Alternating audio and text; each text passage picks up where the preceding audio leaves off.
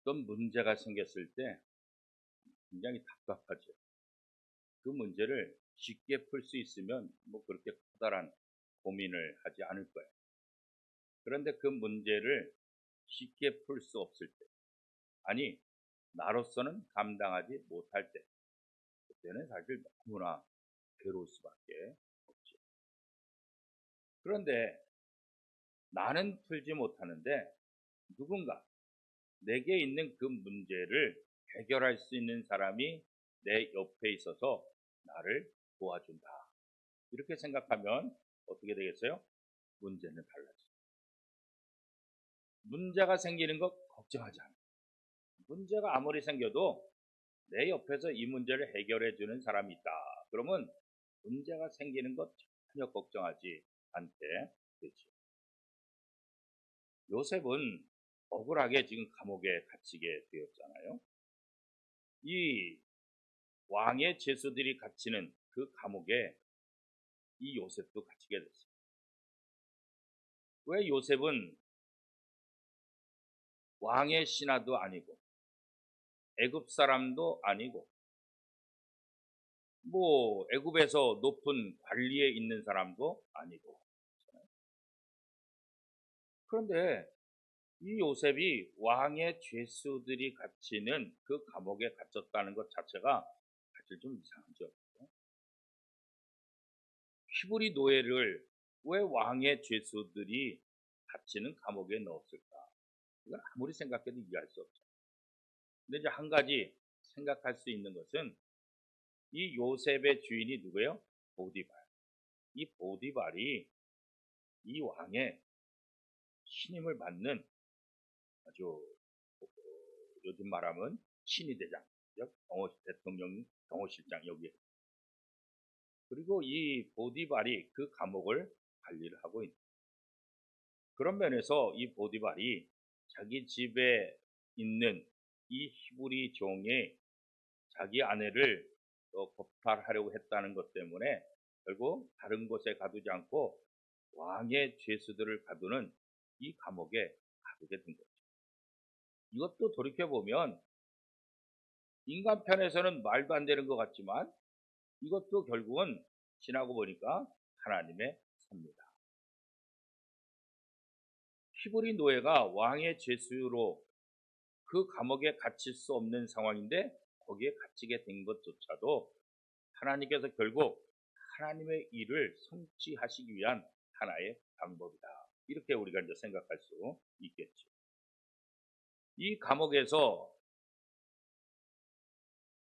술 맡은 관원장, 떡 맡은 관원장, 그러니까 이 애굽의 왕의 음식을 담당하는 그 사람들을 만나게 되죠. 우리가 가만히 보면 우리 삶 속에서 우리가 누구를 만나느냐, 이것은 굉장히 중요하죠. 그죠? 누구를 만나냐에 따라서 내 인생이 완전히 바뀔 수 있어요. 누구를 만나냐에 따라서 내 인생에 행복이 꼽힐 수 있고, 누구를 만나냐에 따라서 내 인생에 불행이 다가올 수 있죠. 깜깜하고 어찌할 바를 모를 때 어떤 사람을 우연히 만나서 그 사람을 통해서 문제를 해결하게 되고 그 다음에 승승장구하는 그런 사람이 있죠. 어떤 사람은 잘하다가 잘못 꼬여서 잘못된 사람 한 명 만남을 통해서 그의 인생이 완전히 망가지는 그런 모습들도 우리가 보게 되지 않습니까? 이 요셉이 왕의 죄수들을 가두는 감옥에서 이 애굽 왕의 음식을 담당하는 두 사람을 만난 것, 이게 우연일까? 절대로 우연일 수 없어요. 우연한 만남 같지만 우연이 아니라 하나님께서 만들어주신 귀한 만남이라는 것을 결국 알게 됩니다. 지금은 이 사람들 때문에 또 수고를 해야 되는 상황이지만 결과적으로는 이 만남 때문에 요셉의 인생이 변화가 될 수 있었던, 어떻게 보면 실타래를 풀기 위한 시작점이다. 이런 것들을 우리가 이제 보게 되는 거죠. 나중에 요셉은 술 맡은 관원장의 도움을 받아서 결국은 애굽 왕을 만나게 되고 애굽 왕의 꿈 해석을 해주고 애굽의 총리가 되잖아요. 이게 이제 시작점이다. 그렇게 이제 볼 수 있죠. 그리고 이 요셉의 아버지 야곱의 일가들이 전부 다 애굽으로 들어오게 되죠. 애굽에 들어와서 기근으로 인해서 힘들었던 모든 삶을 다 해결하고 그 많은 사람들이 식량을 구한다는 것 자체가 쉽지 않잖아요. 70명이나 되는 사람들이 매일같이 하루 3끼씩 먹어봐요. 이게 보통 양식이 많이 드는 게 아니죠. 그런데 애굽의 들어옴을 통해서 그 모든 식량에 대한 걱정은 다 끝냈죠. 왜요? 요셉이 국무총리니까 이 애굽의 왕이 요셉의 아버지 그 가족들에게 먹을 것을 충분히 줘라. 그리고 애굽의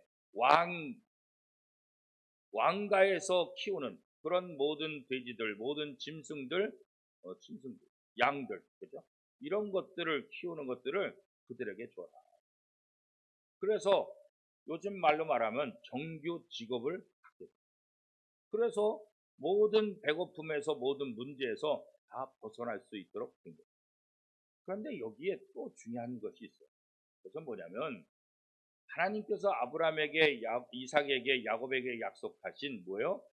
내가 너를 하늘의 별과 같이 저 바닷가의 모래알 같이 내 후손을 만들 것이다. 그런데 이 애굽에서 400년 동안 사는 동안 바로 이 아브라함의 후손들이 어마어마하게 불어납니다. 그리고 정착하게 되고 이스라엘이라는 나라를 형성할 수 있는 모든 기본틀을 마련합니다. 출애굽할 때 이스라엘의 장정들만 몇 명이에요? 60만 명. 어마어마한 숫자죠. 그 당시에까지는. 그리고 여자들과 어린아이들까지 합치면 적어도 3배, 4배. 그러니까 어마어마한 180만 명, 한 200만 명이 같이 움직입니다. 이 당시에 200만 명은 얼마나 큰 숫자겠어요. 그러니까 기근으로 인해서 기근을 피하기 위해서 들어갔지만 하나님은 거기서 하나님의 나라, 이스라엘이라는 나라를 세우기 위한 모든 인적 구조들, 모든 공동체가 앞으로 살아갈 수 있는 그 모든 과정들을 하나씩 하나씩 다 준비하셨다는 것을 우리가 볼 수 있게 되는 거예요. 하나님의 계획에 따라서 구원의 역사를 이뤄가시는 그 모습도 우리가 하나씩 다 볼 수 있게 되는 거죠. 우리에게 주어지는 구원, 우리에게 주어지는 은혜, 이것은 우리의 노력, 우리의 공로, 아니면 우연히 얻을 수 있는 것이냐? 절대로 그럴 수 있는 게 아니에요. 구원이라는 것이 우리의 노력으로 될 수 없죠. 우리의 공로로 될 수 없죠. 우연히 우리가 구원받았다? 절대로 그럴 수 없어요. 이 모든 것들은 다 뭐예요? 하나님의 섭리의 결과다. 이렇게 성경은 우리에게 설명을 하고 있죠. 하나님은 매 순간 하나님의 자녀들, 오늘날 성도들의 삶과 환경 속에서 우리를 만나주시고 우리를 다스려주시고 우리를 인도해주고 계시다는 사실을 우리가 믿어야 합니다. 우리가 어떻게 하든지 하나님의 자녀로서 하나님의 말씀대로 살도록 우리를 인도해 주십니다. 그래서 사람도 만나게 하시고 이런 환경도 만나게 하시고 저런 환경도 만나게 하시는 목적이 바로 거기에 있습니다. 그래서 우리는 우리의 삶 속에서 하나님의 주권을 인정, 그 하나님의 주권을 가지고 하나님은 우리를 사랑하신다.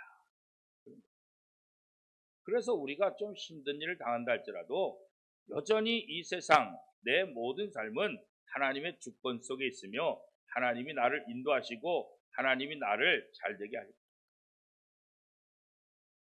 야곱과 그의 가족 70명이 애굽으로 들어갔을 때는 기근을 해결하기 위해서 비참한 모습으로 들어갔지만 그러나 하나님은 그런 이 야곱의 후손들을 어마어마한 이스라엘 백성으로 만드시는 그런 과정 속에 들어가게 하셨다는 사실을 뒤늦게 우리가 알 수 있는 것 아니겠어요?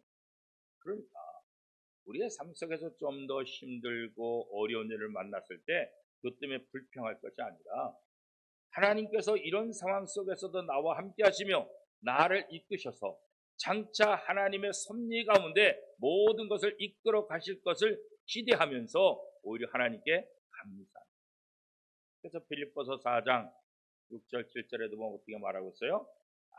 아무것도 염려하지 말고 감사함으로 하나님 앞에 기도하라. 왜 그래요? 하나님의 섭리를 믿기 때문에.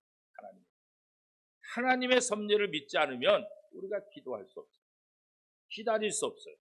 그런데 하나님의 섭리를 알기 때문에 기다릴 수 있는 거고, 하나님의 섭리를 알기 때문에 어떻게 해요? 우리가 기도할 수 있게 된다는 거죠. 요셉은 이 왕의 죄수들이 갇히는 감옥에서 꿈을 꾸고 해석하지 못해서 근심하는 두 간원장을 만나게 됐잖아요. 이 두 간원장이 얼굴에 수심이 가득하고 밥도 제대로 먹지 못하고 그런 근심 어린 그런 삶을 사는 것을 보고 이 요셉이 왜 그러냐고 묻잖아요. 이렇게 물을 수 있었던 이유가 뭘까요? 이 간수장 요셉을 이 감옥의 모든 것들을 다스려 이 안에 갇혀지는 죄수들의 모든 상황을 일일이 체크하고 확인하고 돕는 그런 역할들을 이 요셉에게 다 맡겼던. 그러니까 일일이 죄수들의 상황을 체크하고 지켜보면서 어제하고 뭐가 다른가 이런 것을 다 체크하다 보니까 이 술 맡은 관원장과 떡 굽는 관원장 두 사람의 모습이 어제하고는 전혀 다른 모습을 하고 있는 것을 발견하게 된 거예요.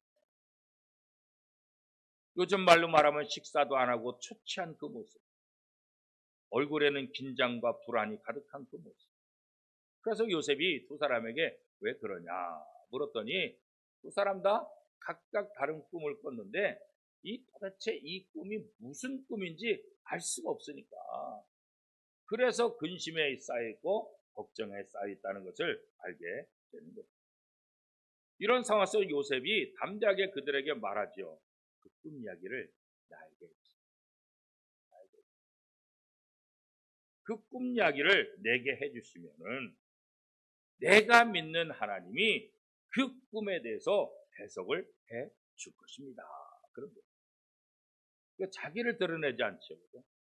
자기가 꿈에 대해서는 내가 해몽 잘하는 사람이에요. 과거에도 내가 꿈 해몽해가지고 어떤 사람이 어떻게 된지 아세요? 그렇게 자랑하지 않아요. 아무런 얘기 하지 않아요. 꿈 얘기를 내가 해주면 내가 믿는 하나님이 그 꿈에 대해서 반드시 해석을 해 줍니다. 결국 꿈 이야기를 듣게 되고 3일 후에 그들이 어떤 결과를 갖게 되는지 이야기하죠.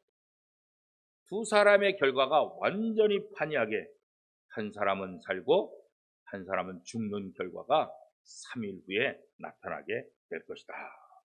하나님이 요셉에게 알려줘서 요셉이 이 두 사람의 꿈 이야기를 듣고 아주 정난하게 이야기를 해주게 되죠. 그래요. 하나님은 모든 만물의 미래를 아시는 만물의 주권자. 우리의 미래를 아시는 분은 우리의 모든 것을 주관하시는 주권자이신 하나님. 그렇기 때문에 하나님이 이 두 사람의 미래에 대해서도 이야기를 해줄 수 있는 거예요. 하나님이 주권자가 아니면 하나님이 이들의 모든 미래를 주관하지 않는다고 한다면 미래 이야기를 어떻게 할 수 있겠어요? 그냥 막연하게 잘 될 거요 이렇게 얘기할 수 있지 구체적으로 얘기할 수 없잖아요.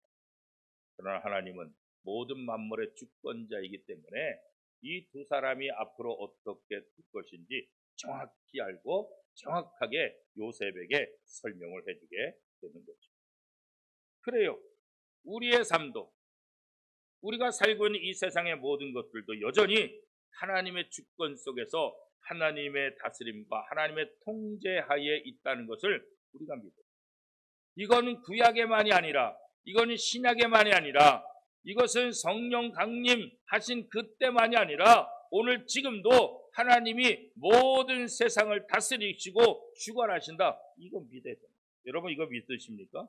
이거 믿어야 돼요. 이 믿음이 있어야 기도하는 거예요. 이 믿음이 있어야 우리가 기다릴 수 있게 되는 거예요. 그리고 이 믿음이 있기 때문에 우리는 두려워하지 않아요. 염려하지 않는 거예요.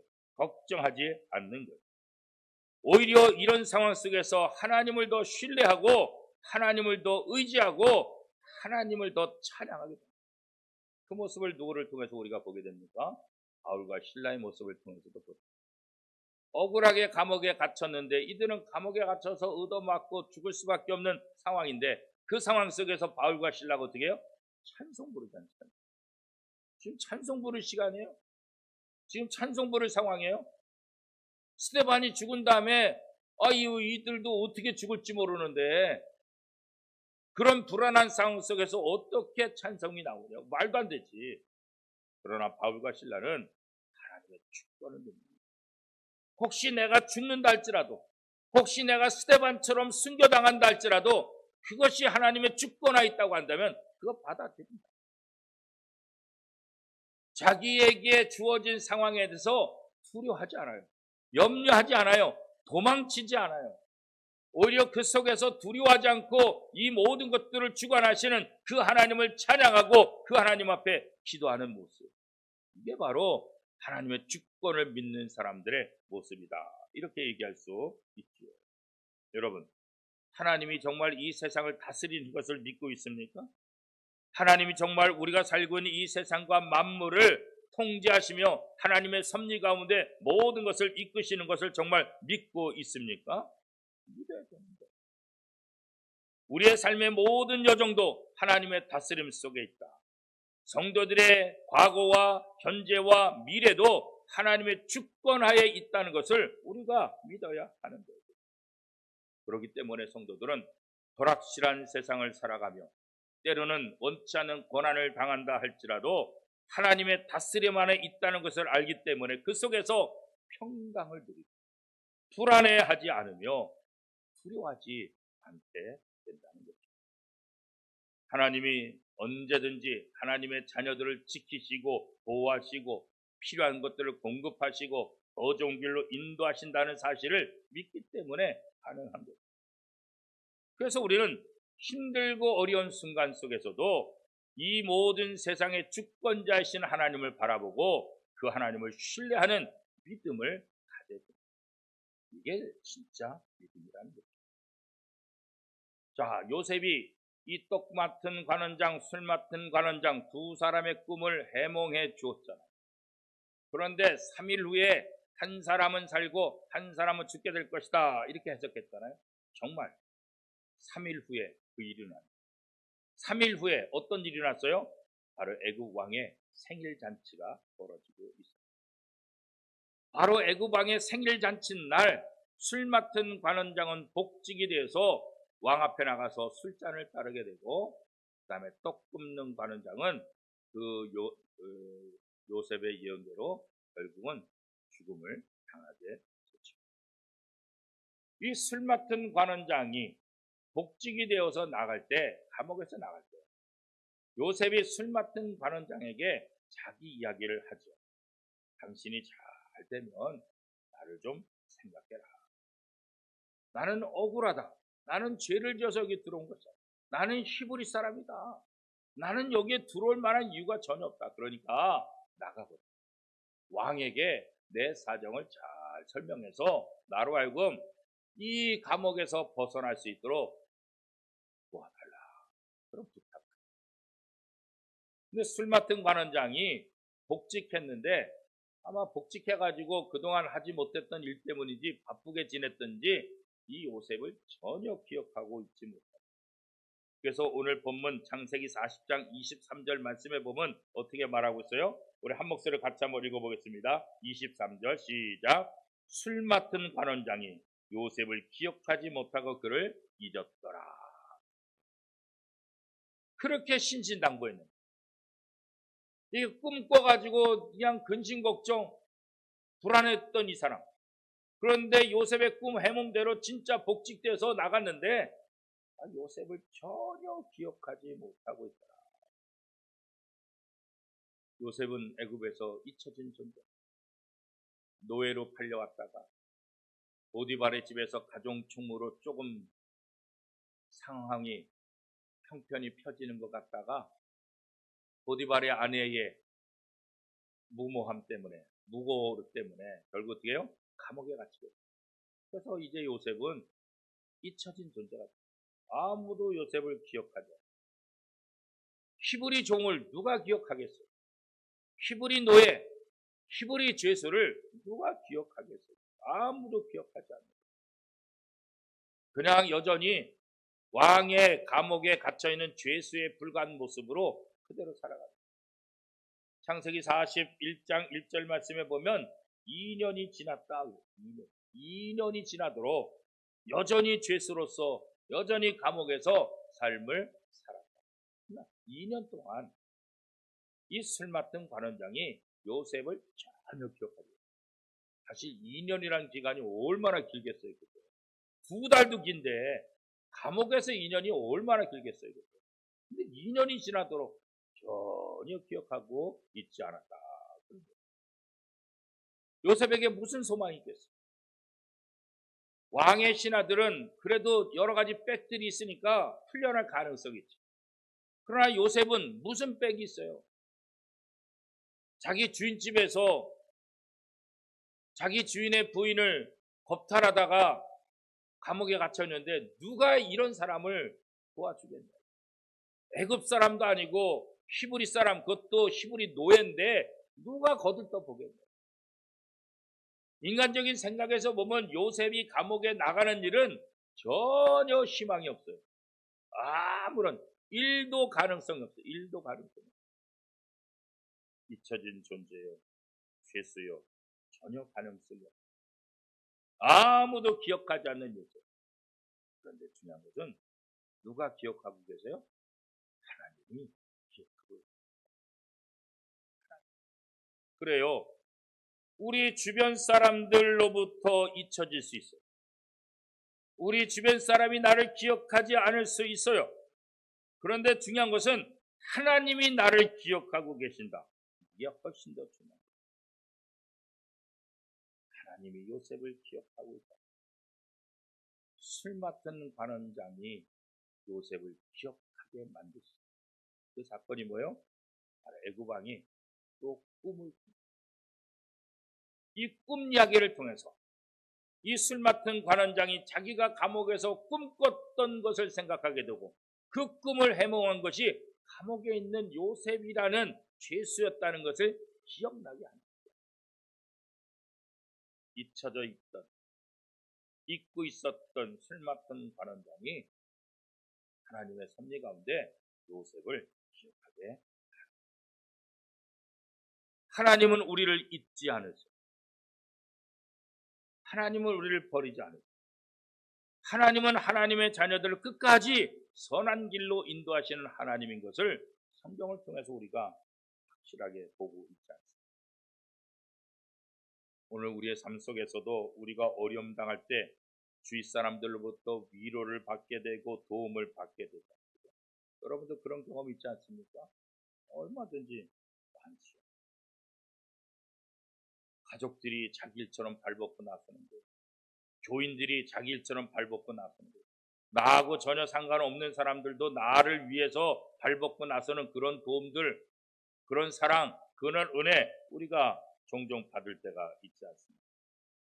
그런데 그런 것만 있는 것이 아니라 내가 힘들고 고난 속에 있을 때 아무도 나를 기억하지 않아. 아무도 나를 도와주지 않아. 그럴 때도 있죠. 그럴 때도 있죠. 모든 사람의 기억 속에서 내 존재가 잊어버리는, 모든 사람들의 관심 속에서 나를 잊어버리는 무관심의 대상이 있고 정말 괴롭죠. 정말 힘들죠. 그런데 우리를 잊지 않고 기억하시는 분이 있다. 누가요? 언제나 우리의 머리털까지도 세시는 분이시다. 우리의 과거, 현재, 미래, 우리의 모든 것들을 아시는 분. 우리의 처지와 우리의 상황을 살피시고 돌보시고 도우시는 하나님. 우리가 무엇을 힘들어하고 무엇을 원하는지 다 아시는 분이죠.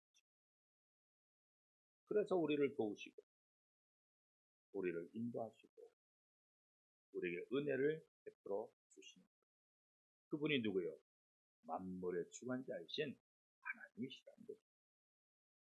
이렇게 만물의 주관자이신 하나님은 하나님의 섭리 안에서 하나님의 백성들을 다스리시고 돕고 더 좋은 길로 인도해 주시고 이게 하나님의 약속입니다. 우리가 신앙생활을 한다는 것은 뭔가 이렇게 만물을 주관하시는 하나님, 그 하나님을 바라보는 것, 이게 신앙입니다. 그 하나님을 의지하는 것, 이게 바로 신앙. 그리고 그분이 나를 언제나 좋은 곳으로 인도하신다는 확신을 갖는 것, 그 약속을 신뢰하는 것, 이게 바로 신앙, 믿음이다. 이렇게 얘기합니다. 사랑하는 성도 여러분, 2022년 이제 얼마 남지 않았습니다. 보름도 남지 않았습니다. 그러나 지나간 세월을 가만히 되돌아보면 하나님이 매 순간 매 순간 나와 함께 하셨다는 사실을 우리가 다시 한번 깨닫게 됩니다. 올해뿐만 아니라 2023년에도 우리와 함께 하실 것이다. 이 믿음을 가지고 더욱더 하나님을 바라보며 더욱더 하나님을 신뢰하는 저와 여러분의 삶이 될 수 있기를 축복합니다.